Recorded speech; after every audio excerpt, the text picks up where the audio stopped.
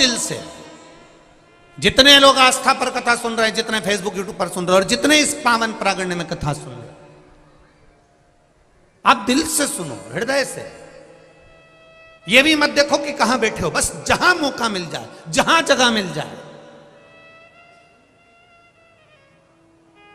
एक काशी के एक भक्त की कथा आती है जिसका नाम भोला था। माता पिता थे, आंखों से अंधा बेटा ने जन्म ले लिया था।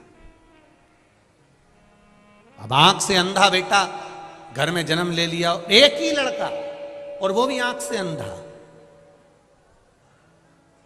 मां भी रोती थी और पिता भी रोते थे कि बेटा ने भी जन्म लिया तो आंख से अंधा है।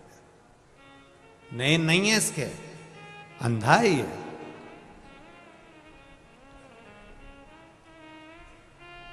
बेटे को जैसे तैसे माता पिता ने पाल पोस कर बड़ा करा।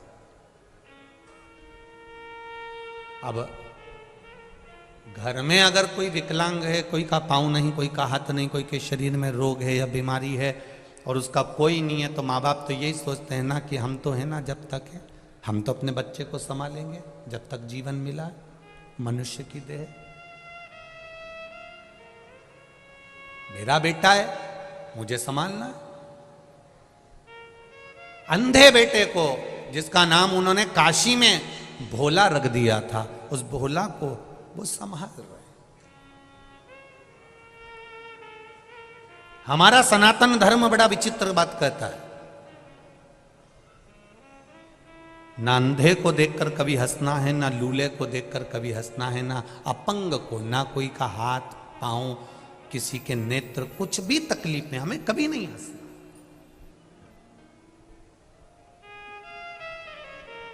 क्योंकि आप भगवान से क्या मांगते हो? भगवान मुझे आनंद देना, बोलते हो कि नहीं बोलते? भगवान मुझे खूब खुशियां देना। तो भगवान मन में सोचता है, जब तुझे अंधे को देखकर इतनी खुशी हो रही है, लूलों को देखकर इतनी खुशी हो रही है, लंगड़े को देखकर इतनी खुशी हो रही है, तो भगवान भी सोचता है ये गिफ्ट क्यों ना मैं तुझे भी दे दूं, तू पूरी जिंदगी खुश रह ले। ना तो हमें किसी अंधे को देखकर हंसना है, ना किसी विकलांग को देखकर, ना किसी कमजोर को देखकर, ना कोई शरीर से बहुत मोटा है, बहुत तगड़ा है, हमें उसको देखकर भी नहीं हंसना। कोई बहुत दुबरा है, उसको देखकर भी हमें नहीं हंसना।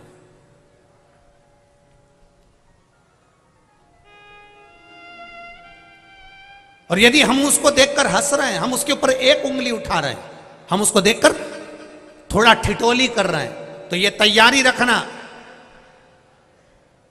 कि इस कष्ट को भोगने के लिए आपका एक जन्म हो सकता है। 84 लाखवें नंबर की योनि है मनुष्य की। 83,99,999 योनियां काटने के बाद यह मनुष्य की योनि 84 लाखवें नंबर की आती है। 21,600 श्वास रोज प्रतिदिन इस शरीर से निकलती है। 3.5 करोड़ पूरे शरीर में रोम छिद्र हैं। ये 3.5 करोड़ रोम छिद्र भगवान ने दिए। 21,600 श्वास प्रतिदिन शरीर से निकल रही है। 83,99,999 योनियां छोड़ने के बाद मनुष्य की देह मिलती है। और वह मानव की देह अगर हमने केवल निंदा में, बुराई में, चुगली में, गलत कार्य में निकाल दिया तो हमारा जीवन व्यर्थ है, फिर उस जीवन का कोई महत्व नहीं है जो शिव जी ने दिया। करो भजन, घर से भी आओ और किसी के पास में पैसा नहीं है, वो के मेरा मन बहुत करता है कथा में जाने का, पर इतनी दूर हो, मेरे पास ऑटो का किराया नहीं, भगवान ने मुझे दिया है, तू बैठ मेरे साथ में। हो सकता है ये 10 रुपए मेरे कहीं मेडिकल में लगने वाले होंगे, डॉक्टर में लगने वाले होंगे, तो 10 रुपए में तुझे ले जाकर कथा सुना दूं। इससे बढ़कर सुख और क्या होगा? घर से खाली गाड़ी आ रही है, पड़ोसन से पूछ लो चल रही है कथा में, रिश्तेदारों से पूछ लो कथा में चल रहे हो, हम जा रहे हैं कानपुर में कथा सुनने, कल्याणपुर में कथा चल रही है, हम कथा को सुनने के लिए जा रहे हैं, कथा श्रवण करने जा रहे हैं, चित्त से आनंद से कथा को सुनना है, हमको यहां दिखावा नहीं करना है। आपके कानपुर में बहुत कथा होती है, कानपुर वासियों को मेरा नमन है। बहुत बड़े बड़े रूप में कथा होती है, उनको भी नमन है। पर यहाँ जो कथा हो रही है, यहाँ श्रोता नहीं बैठा हुआ है। ये जो समिति कथा करा रही है, यजमान कथा करा रहे हैं, या जितने भी लोग सेवा में लगे हुए हैं, उनसे एक ही निवेदन करूंगा, यहाँ कथा सुनने के लिए श्रोता नहीं बैठा है। यहाँ जितने भी आएंगे वो भोला आएगा और भोला का भगत आएगा, इसके सिवा कोई नहीं। जो शंकर का प्रिय है, जो शिव का प्रिय है, वही यहाँ पहुंचने वाला, उसके सिवा कोई नहीं पहुंचने वाला। ये तो संबंधों की बात है। किसी के यहाँ शादी होती है, अभी शादी का सीजन चल रहा है, बोलो री जी जी सही है कि गलत है? खूब शादी का सीजन चल रहा है। किसी की बहन के यहाँ शादी, किसी के काका जी के शादी, किसी के मामा जी के शादी, किसी की बुआ जी के यहाँ शादी। तो जिसके रिश्तेदार के यहाँ शादी है तो रिश्तेदार को जाना पड़ेगा। जिसके जैसे संबंध होते हैं वो शादी में वैसा ही पहुंचता है। अब उनका संबंध वहां शादी में था तो वो शादी में चले गए। आपका संबंध महादेव से था इसलिए यहां आ गए। ये तो संबंधों की बात है। ये तो आपका संबंध कैसा है ये मालूम पड़ता है कि संबंध कहां निभ रहा है, कहां पहुंचे हो आप। भोला की आंख नहीं है, भोला आंखों से अंधा है। पर माता पिता ने विचार करा कि मेरा बेटा आंखों से विहीन है, इसके जीवन में हमें कुछ अच्छा कर देना चाहिए, इसके जीवन में हमें कुछ अच्छा करना है।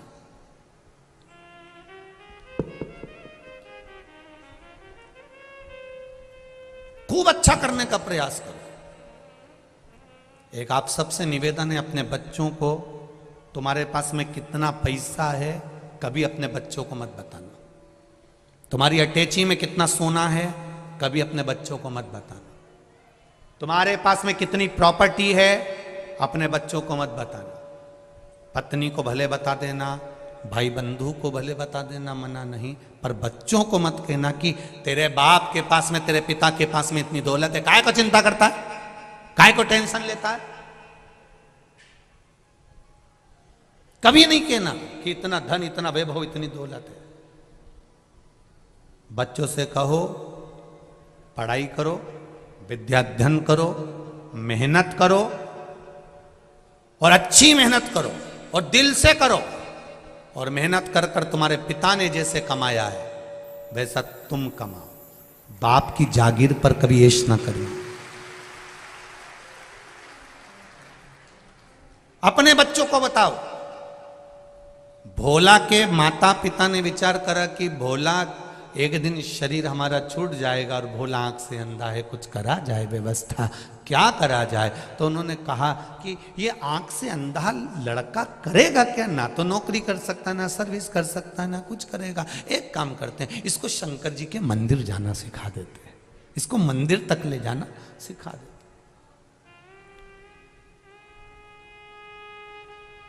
बस इतना बहुत है।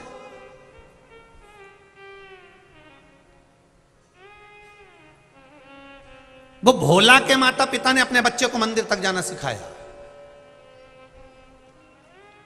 आप में से कितनी माताएं बैठी हैं जो अपने बच्चे से रोज कहती हैं कि बेटा एक लोटा पानी भरकर मंदिर चले जाया कर? हाथ उठाओ जरा। सभी हो? जय हो। रख लो जीजी हो, प्रणाम, बहुत बढ़िया।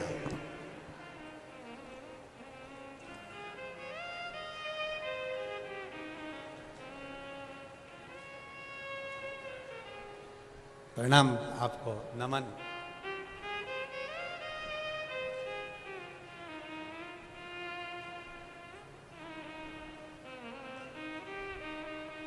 होना चाहिए।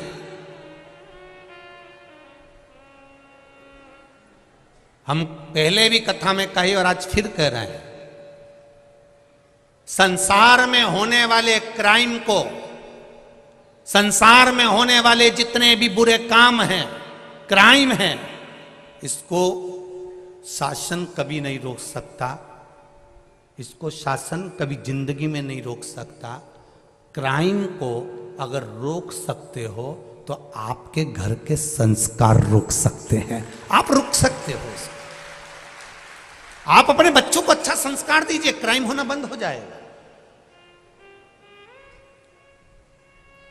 प्रशासन कितना रोकेगा, सरकार कितना रोकेगी। आप अपने बच्चों को अच्छा संस्कार दो, बेटा कभी गलत कर्म मत करना, भगवान पर भरोसा रखना, कभी गलत काम की ओर अग्रणी मत होना। मेरा भोलेनाथ बैठा है, उसने मेरे दुख में साथ दिया है, तो विश्वास रखती हूं कि तेरी जिंदगी में कदम से कदम मिलाकर मेरा शंकर चलेगा। टेंशन मत लेना। अपने बच्चों में भगवान के प्रति, शिव के प्रति, उसके भीतर इतना बल प्रदान कर दो, इतना बल दे दो कि बच्चा कभी गलत करने की सोचे ही नहीं। कभी बच्चे, अपने घर के बच्चे कभी गलत मार्ग की ओर जाए ना।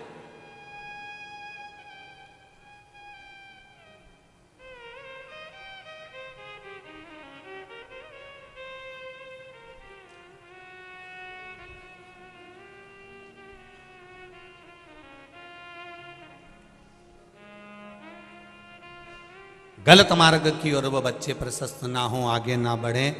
हम कई बार कथाओं में कहते हैं आपका संस्कार, आपके घर की परवरिश, आपके घर का भजन, आपके घर की भक्ति, ये गलत कार्य को रोक सकती है। यहाँ इतनी माताएं बैठी हैं और इतने पुरुष बैठे हैं, इसमें 70-80 वाले तो बहुत कम हैं। ज़्यादातर जितनी भी माताएं और पुरुष वर्ग बैठे हुए हैं, सब युवान बहुएं, बेटे, भाई बैठे हुए हैं, माताएं बैठी। क्योंकि बुजुर्ग माताओं को तो ये लगता है कि भाई महाराज कथा करने आए हैं, ढेर भीड़ हो रही होगी, पैदल भी खूब चलना पड़ता है, तो बुजुर्ग लोग कथा तक पहुंच नहीं पाते। वो कहते हैं हम आस्था पे ही सुन लेंगे, फेसबुक यूट्यूब पर ही सुन लेंगे। पर युवान जो बेटे हैं, बेटियां हैं, माताएं हैं, इनके मन में एक ललकता रहती है कि एक बार मैं शिव महापुराण की कथा शंकर भगवान की छत्र छाया में बैठकर सुनूं, क्योंकि जहाँ कथा होती है उसकी छत्र छाया में बैठकर कथा का रस तत्व ग्रहण करूं, ये इनके भीतर की जागरूकता करती। अब कहो,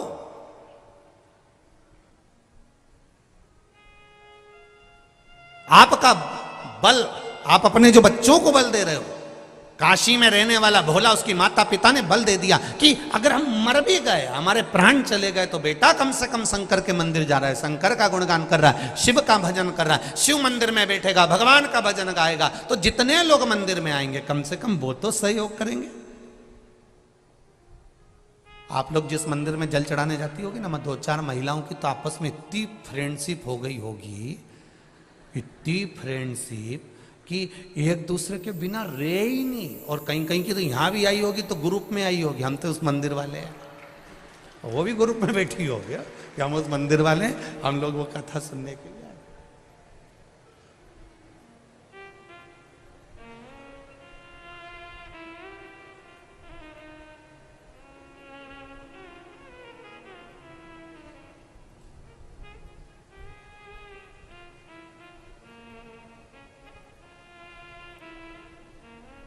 अब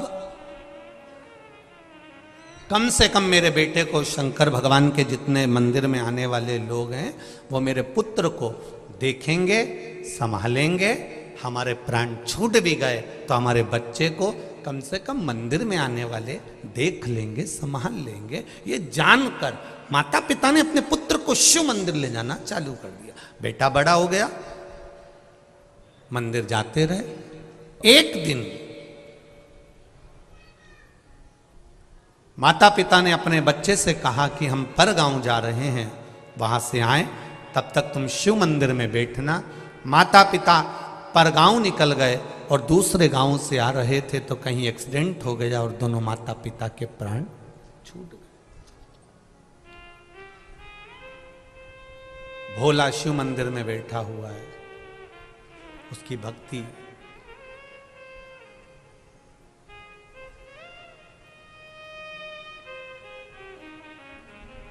ना घर के भरोसे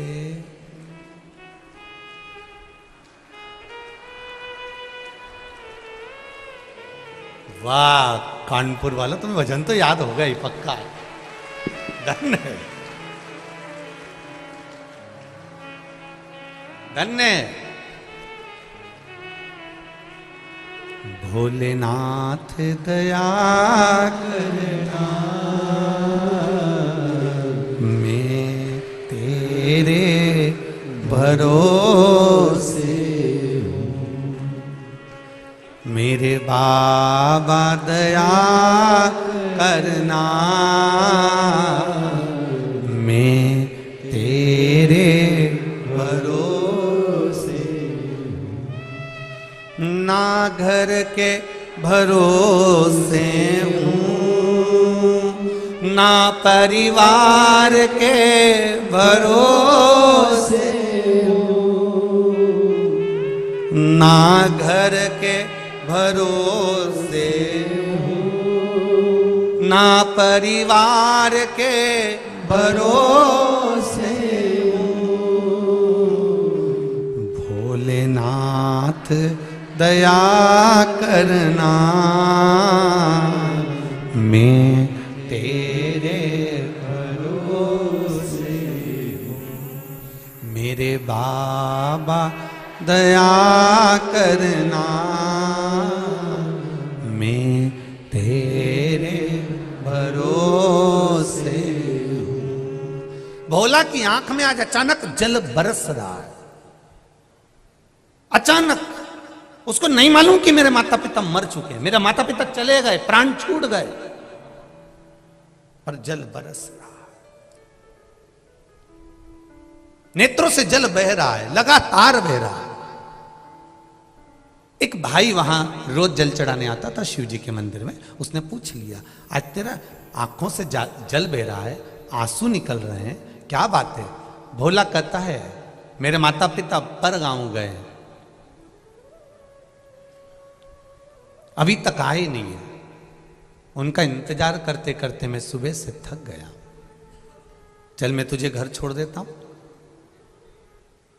जो रोज शिव जी के मंदिर में जल चढ़ाने आता था, उसने भोला का हाथ पकड़ लिया। जिसका कोई नहीं होता उसका भोलेनाथ होता है।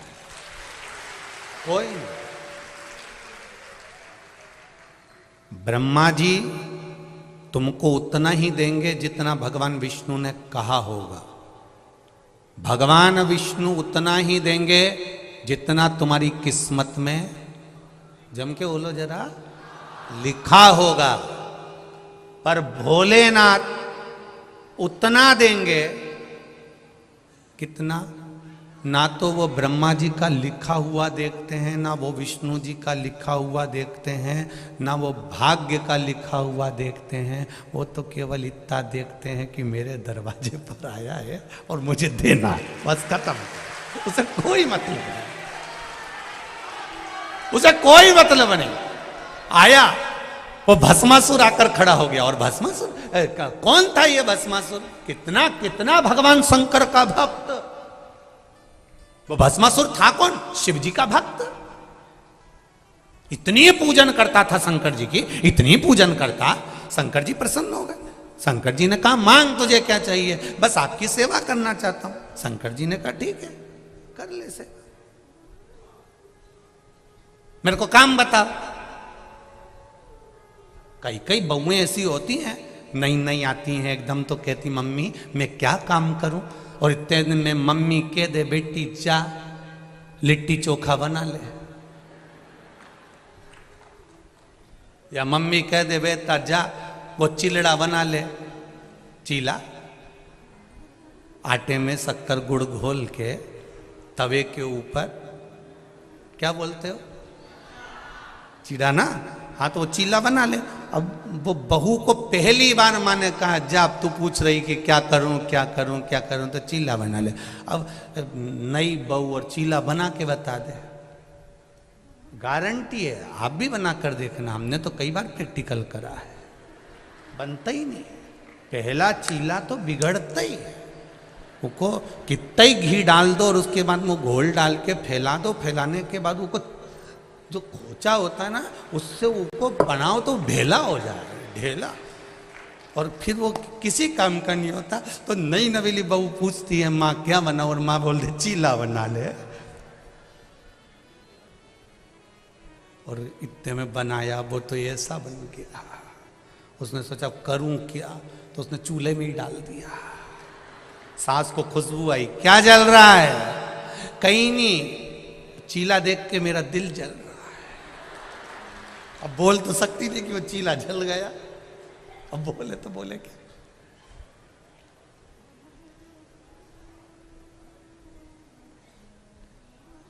भस्मासुर शिवजी से पूछते हैं, आप बताओ मेरे लिए आज्ञा क्या है? शंकर भगवान ने कहा, क्या आज्ञा करूं तेरे को? नहीं, मेरे को कोई काम बताना पड़ेगा। नंदी को भी आपने काम दिया, भृंगी को भी काम दिया, श्रृंगी को भी काम दिया, सबको काम दिया, मुझको काम बताओ।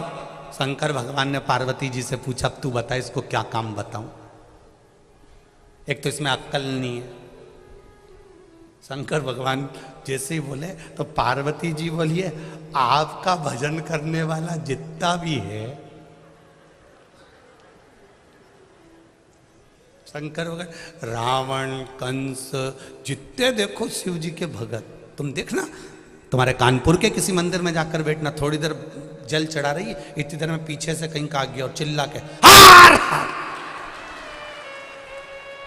अब सिर पे पल्लू रखी तो पहले पलट के देखी है कौन है, ऐसा भयंकर चिल्लाया है। तो अब इसको थोड़ी बहुत अकल होती तो कोई पूजन कर रहा बेचारा घबरा जाएगा, डर जाएगा, चिल्ला चढ़ाया। अब भस्मासुर बोले, मुझे सेवा बताओ। शंकर जी ने पार्वती से पूछा, अब तुम बताओ क्या सेवा दूं? पार्वती जी बोली, बहुत सारी सेवाएं, तुम्हारी सेवा में कमी है क्या?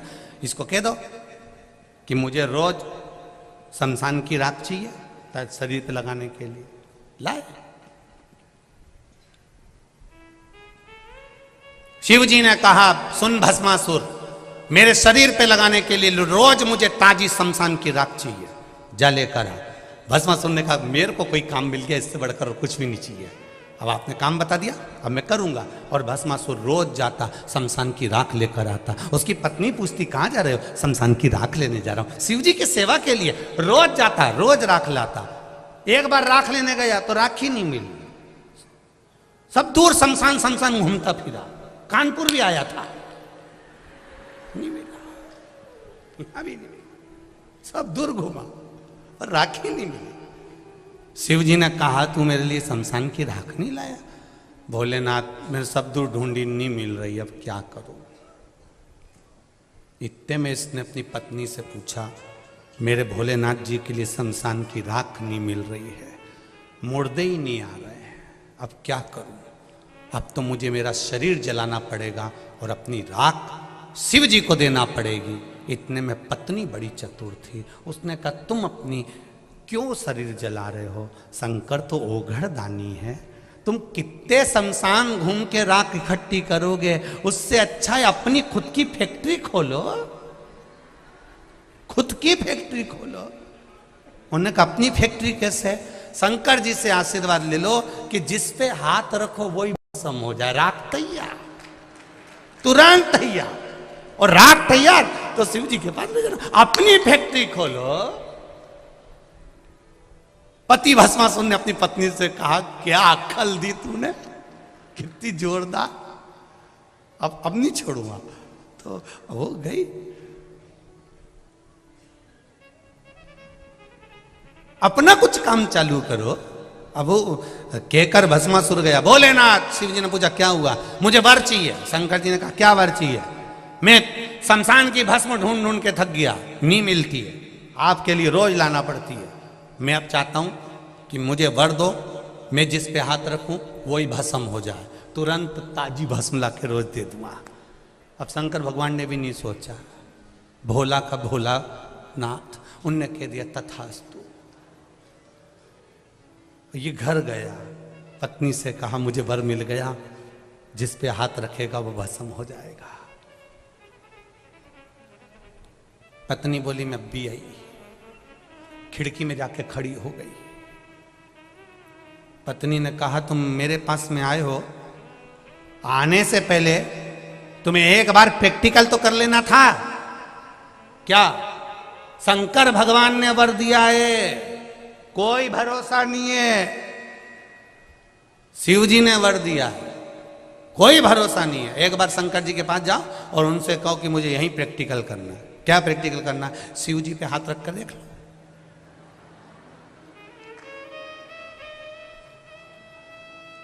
भस्मासुर ने कहा तू बिल्कुल सही बोली है। वो तो आंख बंद करके बैठे रहते हैं, हो सकता है उन्होंने गलत मलत वर दे दिया, मैं अब भी जाता हूं। और शंकर भगवान जहां बैठे थे पहुंच गया, जैसे ही आया इसका पांव रखते से ही मालूम पड़ गया शंकर जी के कि भस्मासुर आया। कोई कोई बहू जब सास के कमरे में आती है या कमरे से निकल कर सामने से जाती है तो सास समझ जाती है कि बड़ी है कि मंजली है कि संजली है। उतने में समझ जाती उसके पाँव की धमक से।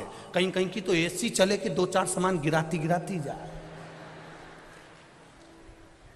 और कहीं की ऐसी चले कि बच्चा उनका चिमटा चिमटी खोलती जाए।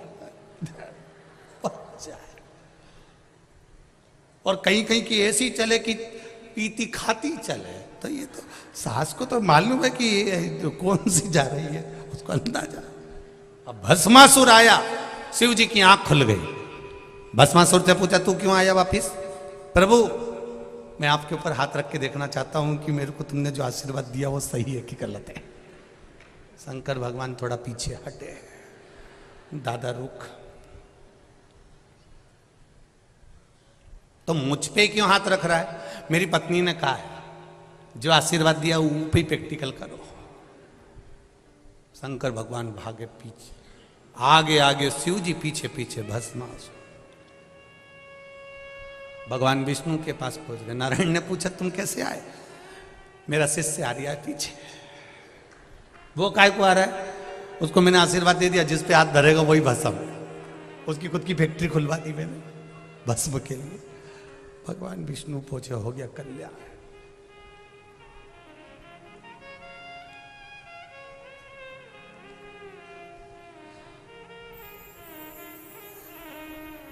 रावण को बाबा तूने लंका दिया रे,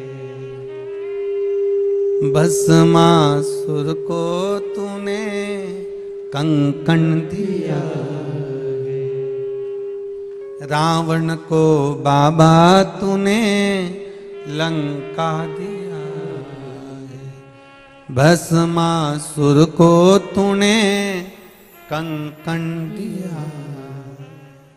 उसी ने तेरा पीछा किया भोले बाबा, उसी ने तेरा पीछा किया भोले बाबा। रखवाले मत वाले बम बम भोले शंकर, गले में नाग भयंकर बमा बम भोले शंकर, गले में नाग भयंकर बमा बम भोले शंकर, गले में नाग भयंकर। ओ लाज मेरी पत रखियो सदा भोले बाबा, लाज मेरी पत रखियो सदा भोले बाबा। मत वाले रखवाले बमा बम भोले शंकर, गले में नाग भयंकर बमा बम भोले शंकर।